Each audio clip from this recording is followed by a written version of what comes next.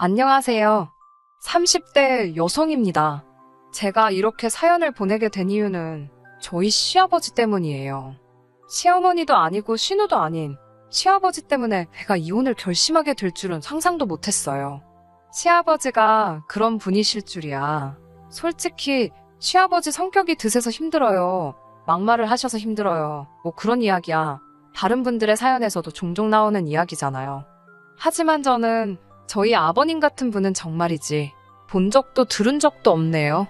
하긴 결국엔 남편이 제일 문제였습니다. 남편이라도 아버님으로부터 저를 보호해줬다면 제가 아버님을 안 보고 살면 안 보고 살았지 이혼까지는 생각하지 않았을 테니까요. 남편과 저는 성격이 많이 달라요. 두 사람 성격 중 누가 더 좋다 나쁘다를 떠나서 저는 주변 사람들의 눈치를 좀 보는 편이지요. 그렇다고 상대방한테 빌빌거리는 건 아니고 눈치껏 행동한다고 할까요? 짚고 넘어가야 할 일은 짚고 넘어가는 편이고요. 반면에 남편은 눈치가 없는 편이고 굳이 서로 불편한 상황은 만들어서 뭐하냐, 안 해도 될 말은 하지 말자는 식이지요. 제가 남편과 이혼하게 된 이유를 이야기하려면 일단 저에 대해서 설명을 해야 할 것 같아요. 제가 대학생일 때 저희 부모님께서는 음주운전 교통사고로 세상을 떠나셨습니다. 하지만 가해자를 탓하고 원망하고 슬퍼할 겨를도 없이 제가 처리해야 할 일들이 많았어요. 부모님께선 작은 식당을 운영하고 계셨는데 도무지 저 혼자 어떻게 할 수가 없어서 가게를 팔았습니다. 부모님이 생전에 고생하시면서 일구신 재산이라 생각하고 권리금까지 받아서 팔았습니다. 이 밖에도 아파트를 상속받게 되었고 얼마의 예적금 그리고 보험금도 좀 나왔어요. 이 과정에서 정말 상처가 되었던 건 친척들의 반응이었습니다. 원래도 친정 부모님과 친가 어른들의 사이가 좋지 않았기에 애시당초 그쪽에 기대도 전혀 없었거든요. 하지만 그런 막말까지 듣게 될 줄은 몰랐습니다. 작은 숙부라는 사람이 저더러 아주 돈독이 올랐다나 돈의 환장을 했냐던가 그러면서 욕심이 사나우면 벌 받는다고 그 돈 사촌동생들하고 좀 나눠 쓰랍니다. 자기 형이 죽었는데 졸지의 조카가 부모를 다 잃었는데 뚫린 입이라고 저딴 소리를 하나 싶더군요. 진짜 인간으로도 안 보였어요. 외가 쪽도 사정은 다르지 않았습니다. 그래도 부모님이 살아계셨을 당시 외가하고는 관계가 괜찮은 편이었거든요. 그렇다 보니 사고를 알아차리자마자 이모와 삼촌들에게 먼저 연락을 하게 되었지요. 하지만 돈 앞에 장사 없다더니 그 말이 딱이었어요. 장례를 치르고 어느 정도 상황이 수습되고 나자 큰이모가 연락을 해오셨습니다. 어머니께는 4명의 형제자매들이 있었는데 저는 그 중에서도 큰이모를 제일 잘 따랐거든요. 그래서 큰이모가 저에게 아파트를 팔고 당신과 같이 살자고 했을 때 그런 음흉스러운 계획이 있을 거라고는 상상도 하지 못했습니다. 큰이모가 말하기를 제 안전도 걱정이 되고 딸처럼 챙겨주고 싶어서 그렇다고 했으니까요. 부모님과의 추억이 담긴 아파트라서 팔고 싶지 않았지만 그래도 한편으로는 이제 이 땅에 내가 믿을 건 큰이모밖에 없다 싶어서 결국 아파트를 내놓았습니다. 뿐만 아니라 큰이모는 하루라도 빨리 저와 함께 살고 싶으시다며 금매로 처분하라고 조언까지 해주셨어요. 그리고 그때만 해도 저는 큰이모의 말에 다른 뜻이 있을 거라곤 조금도 의심하지 않았지요. 며칠 뒤 아파트 계약서를 쓴 날이었습니다. 이제 거의 다 끝나간다. 속이 시원하다며 큰이모가 일단 아파트 잔금까지 받으면 제가 가진 돈은 전부 당신한테 맡기라 하셨어요. 몇 배로 불려주신다는 말과 함께요. 그때 뭔가 조금 깨름직한 기분이 들었지만 어떻게 말해야 할지 모르겠더군요. 그리고 그날 밤 이모와 이모부가 하시는 대화를 듣고 전 크게 충격을 받고 말았습니다. 두 분께서 제 돈을 가지고 사업 계획을 세우고 계셨으니까요. 정신이 번쩍 들었고 이튿날 저는 바로 계약자에게 연락을 취했어요. 그리곤 생판남인 그분에게 구구절절 제 상황을 털어놓았습니다. 다행히 제 또래의 딸이 있다는 그 여사님께서 그 누구보다 저를 위로해주시며 계약을 물러주셨네요. 시간이 흘러 원래대로면 잔금을 받았어야 하는 날이었습니다. 이른 아침부터 몇 시에 부동산에 가냐며 같이 가자고 연락을 해온 큰이모에게 곰곰이 생각해봤는데 역시나 아파트는 안 팔고 싶다고 그리고 돈 관리도 제가 알아서 하겠다고 말씀드렸습니다. 그러자 큰이모는 처음엔 저를 어르고 달래시는 듯 하더니 결국 얼마 가지 않아 화를 내시며 속내를 드러내셨습니다. 너 크는 동안 내가 너한테 얼마나 잘해줬는데 하늘에 있는 네 엄마가 너 욕심 사납다고 욕할 거라면서 별의별 소리를 다 하시더라고요. 그 이후로는 정말이지 아무도 믿을 수 없게 되었습니다. 이후로 기댈 수 있는 가족 하나 없이 10년을 혼자 살았습니다. 그러다 우연히 남편을 소개받게 되었지요. 제 모든 상황을 알면서도 남편은 개의치 않는 눈치였어요. 그리고 남편이 프로포즈를 해왔을 무렵에는 성격 차이로 인한 다툼도 많이 줄어든 상태였고요. 그래서 결혼을 결심했지요. 하지만 저에게도 가족이 생긴다는 기쁨이 컸던 탓인지 나름대로 따질 건 따지고 고른다고 골랐는데도 못 보고 지나친 것들이 있었네요. 결국 이렇게 이혼을 하게 된 걸 보면 제가 헛똑똑이었나 봐요. 아무래도 친정이 없다 보니 상견례는 따로 하지 않았습니다. 상견례에 나서주실 어른들이 없다는 걸 시부모님께서 이해해 주셨어요. 결혼식이나 혼수, 예당 같은 경우 제가 부모님이 물려주신 집에서 살고 있었는데 위치 자체가 저나 남편 직장에서 그다지 멀지 않아서 남편이 들어와서 살기로 했습니다.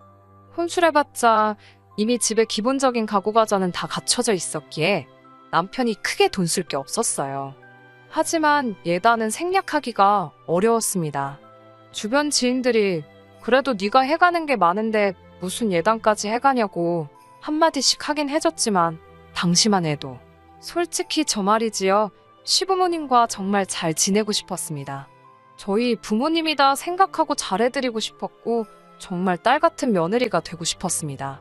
잘 보여서 예쁨 많이 받고 사랑도 많이 받고 싶었네요.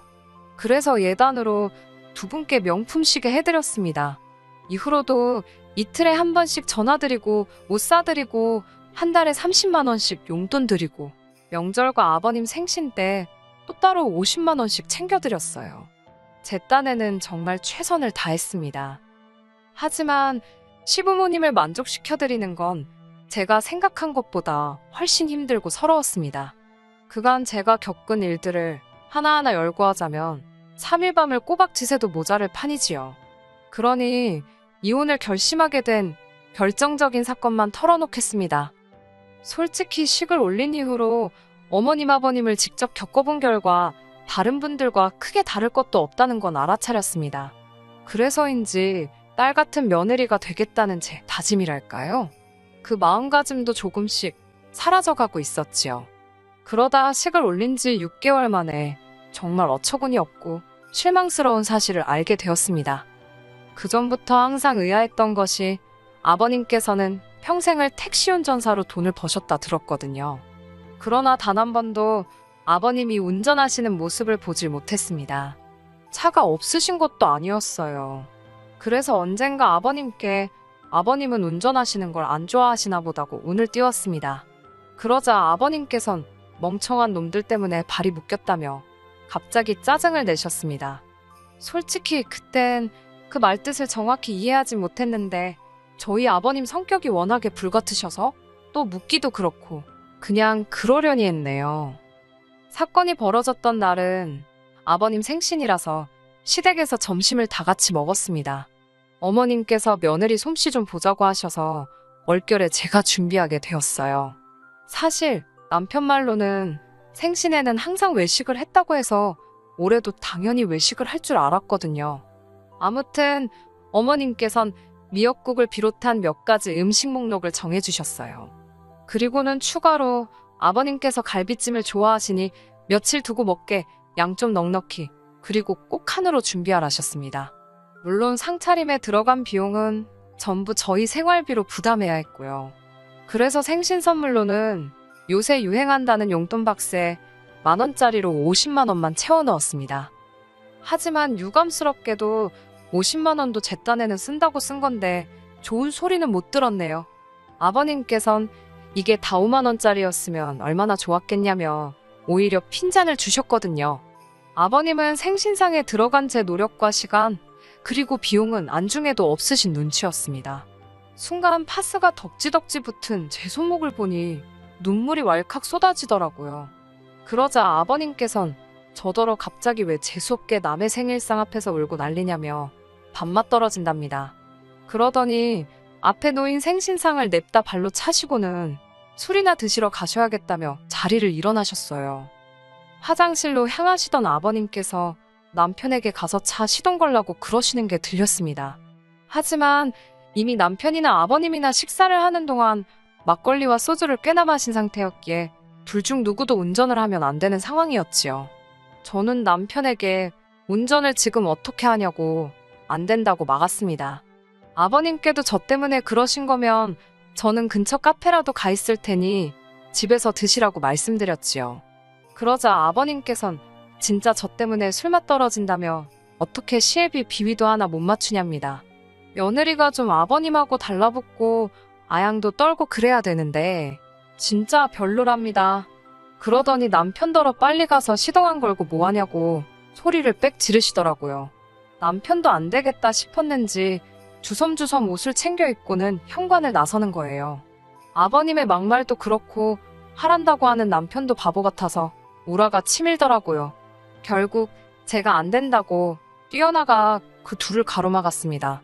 아버님, 지금 제 남편 음주운전 시키시려는 거냐고, 제정신이시냐고 소리를 질렀어요. 남편한테도 미쳤냐고 하란다고 하냐고 악을 썼고요. 그리고는 아버님께 그렇게 하셔야겠음 직접 운전해서 가시든지 마시든지 하시라 했네요. 아버님께선 저를 무섭게 노려보시곤 차에 올라타시려 했고 그 순간 남편이 아버지 지금 운전하시면 안 된다고 소리를 치더라고요. 그리고는 어머님더러 빨리 아버지 좀 잡으시라고 소리를 질렀어요. 그런 남편의 모습은 처음이었기에 정말 깜짝 놀랐지요. 어머님께서도 당신 지금 운전하면 잡혀간다며 아버님을 붙잡고 늘어지셨습니다.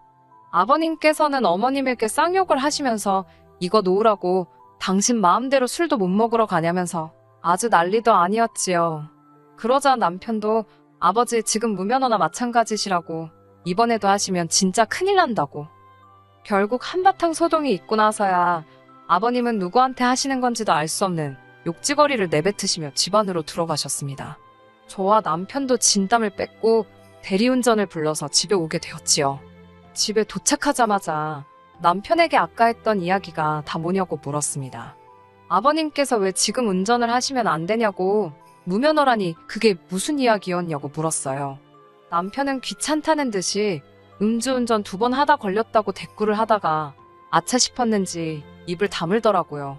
그럴 만도 했지요. 남편은 저희 부모님이 왜 돌아가셨는지도 잘 알고 있었고 그래서 제가 음주운전하는 사람은 인간 취급도 안 한다는 것도 너무 잘 알고 있었으니까요. 저는 어이가 없어서 왜 그 이야기를 이제 하냐고 결혼 전에 왜 안 했냐고 물었습니다. 그러자 남편은 제가 이렇게 나올 거 뻔히 아는데 못하러 하냐입니다. 모르는 게 약이라면서 네가 나랑 살지 우리 아버지랑 살 건 아니었잖아라고 덧붙이는 남편을 보고 있자니 열이 뻗치더라고요. 그렇지만 그때만 해도 진짜 아버님 상종 못하겠다 생각했지 남편이 날 속였으니 이혼해야겠다 그런 생각은 하지 않았습니다. 하지만 이튿날 일요일 아침이었습니다. 전날에 그 난리부르스 아버님의 충격적인 과거 덕분에 새벽까지 잠을 못 이루고 설치다가 새벽 4시가 되어서야 간신히 눈을 붙였거든요. 그런데 아침 7시부터 전화벨이 울리더군요. 어머님이셨습니다. 간밤에 무슨 일이라도 있으셨던 건가 싶어 놀란 가슴으로 전화를 받았지요. 그러자 어머님께선 아버님이 저와 남편을 찾으신다며 지금 당장 시댁으로 오라고 하셨습니다. 문득 어제 있었던 일이 머릿속을 스치면서 짜증이 스멀스멀 올라오더라고요. 게다가 아버님 생각까지 하니 가서 표정 관리나 할 수 있을지 자신이 없었지요. 하지만 어쨌든 그때만 해도 앞으로 안 보고 살겠다까지는 아니었으니까 일단은 남편과 함께 시댁으로 향했습니다. 시댁에 도착하니 아버님께서 저와 남편에게 할 이야기가 있으시다 했습니다. 어제보단 멀쩡해지셨길래 솔직히 사과라도 하려고 하시나 하다못해 어제 일에 대해 나름대로 변명이라도 하시려나 싶었어요. 하지만 그런 제 기대는 얼마 가지 않아 산산조각이 났습니다. 아버님께선 남편더런 당신 옆에 앉으라고 하시더니 저를 향해 설교를 시작하셨습니다. 부모도 없는 저를 당신 며느리로 삼겠다 했을 때는 당신도 어느 정도 접고 들어간 부분이 있었답니다. 그래도 좋은 대학 나와 회사 다닌다고 하길래 말귀는 잘 알아듣고 싹싹한 줄 알았다나요. 그런데 요새 하는 걸 보면 영 당신 마음에 차지 않으신다며 이렇게 빡대가리인지 몰랐답니다. 전에는 이 집에서 당신 말 토다는 인간이 없었는데 여자 하나를 잘못 들여서 자기가 별꼴을 다 본다고요. 아버님의 막말에 결국 제가 폭발을 했고 저는 아버님께 처음으로 대들었습니다. 저야말로 아버님 성격이 우악스럽고 개떡 같은 건 알고 있었지만 범죄자인 줄은 몰랐다고요. 음주운전으로 면허 취소라니 그게 인간이 할 짓이냐고 소리를 질렀습니다. 설령 실수로 치더라도 반성을 해야지 어제 그냥 운전하시게 둘 걸 그랬다고. 그래서 경찰 불러서 쇠고랑차게 만들었어야 한다고 악을 썼어요. 그러자 남편이 저더러 미쳤냐길래 진짜 미친 게 어떤 건지 보여줄 거냐고 소리를 지르고는 부엌으로 향했습니다. 제가 김치통에 바리바리 해왔던 갈비찜이 냉장고 안에 있었거든요. 그걸 끄집어내서는 뚜껑 열고 거실 바닥에 던졌습니다. 그 갈색 김치통 아시지요?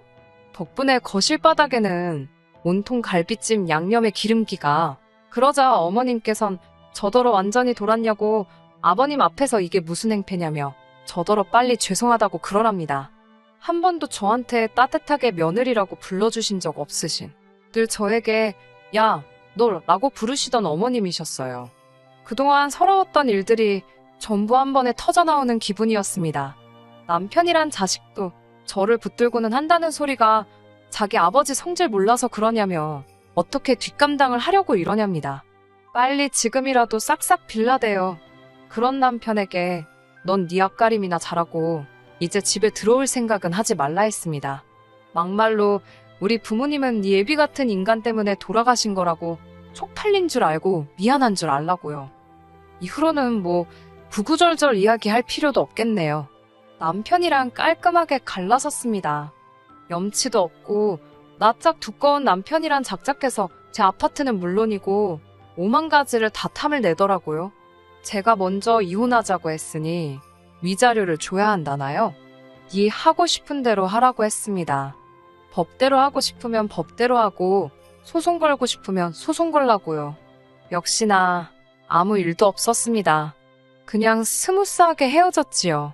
진짜 웃겼던 건 저희가 협의 이혼을 했다 보니 한 달의 숙려기간이 주어졌었거든요.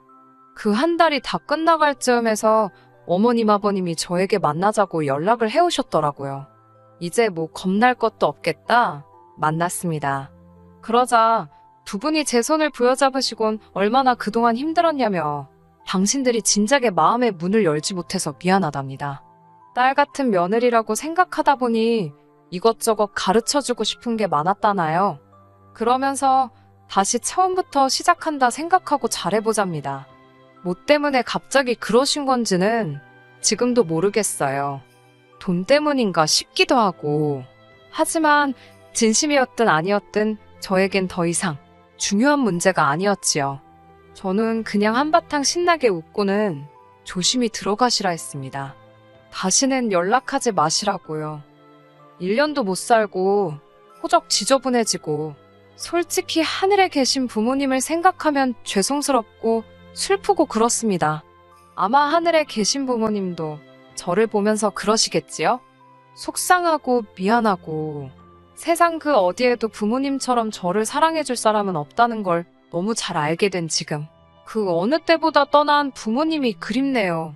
하지만 저 하늘 어디선가 저를 응원하고 계실 부모님을 생각하며 슬퍼하기보단 씩씩하게 살겠습니다. 끝까지 들어주셔서 감사합니다. 오늘의 사연은 여기까지입니다. 구독과 좋아요, 알람 설정 부탁드리고 더 좋은 사연으로 다시 찾아뵙겠습니다. 감사합니다.